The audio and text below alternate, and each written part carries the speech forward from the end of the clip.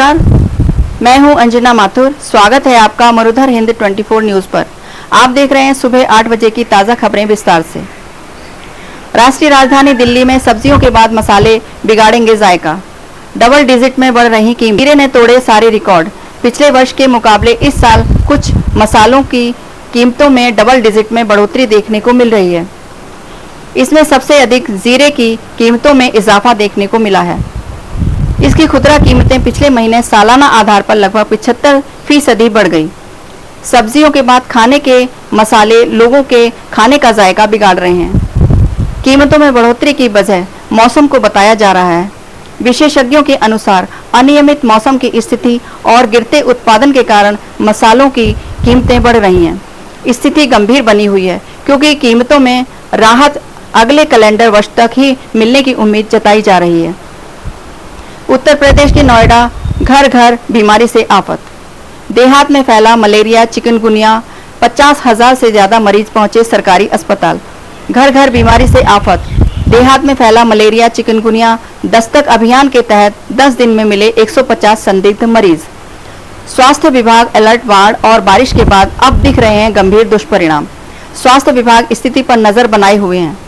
सामुदायिक और प्राथमिक स्वास्थ्य केंद्रों के स्तर पर भी सतर्कता बढ़ाई जा रही है। उत्तराखंड में पत्थर गिरने से बंद हुआ बद्रीनाथ हाईवे। दिल्ली एनसीआर में रविवार आज हो सकती है हल्की बारिश।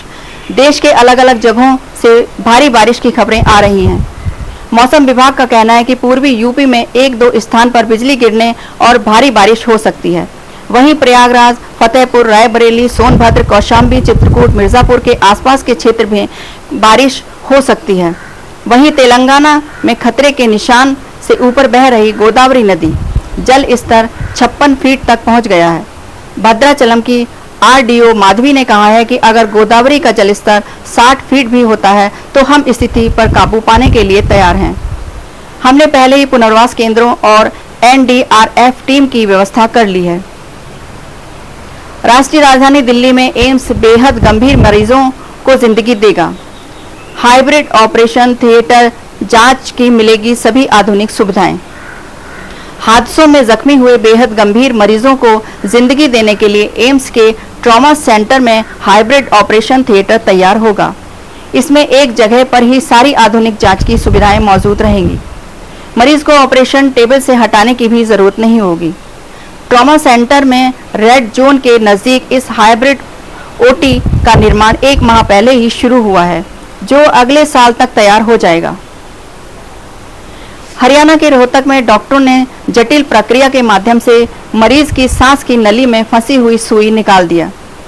नया जीवन दान 55 वर्षीय युवक किसी प्राइवेट अस्पताल में अपने दांत का इलाज करवा रहा था, जहां पर जांच के दौरान उसके मुंह के अंदर 2 इंच की एक डिटेल चली गई।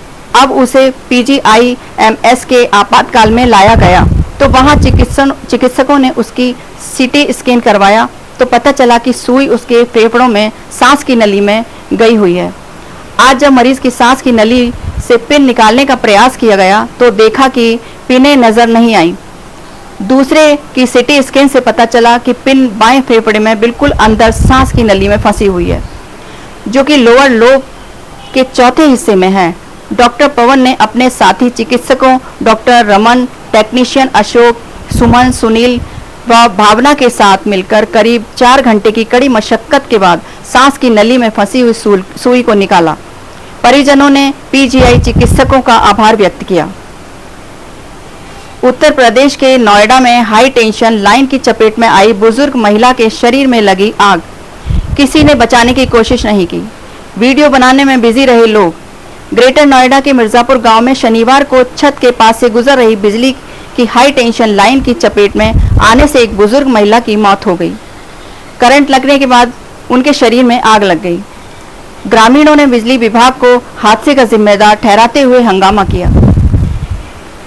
उत्तर प्रदेश के ग्रेटर नोएडा में किसान आंदोलन का 73वां दिन किसानों की अनदेखी भाजपा को भारी पड़ेगी।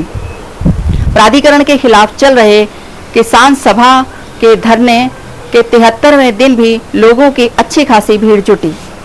शनिवार को छुट्टी होने के बावजूद सैकड़ों महिला, पुरुष और नौजवान भूमिहीन धरने में पूरे दिन जुटे रहे। धरने पर किसानों, आबादी भूमिहीनों को प्लॉट और नौजवानों को रोजगार समेत विभिन्न मांगों को पुरजोर तरीके से उठाया।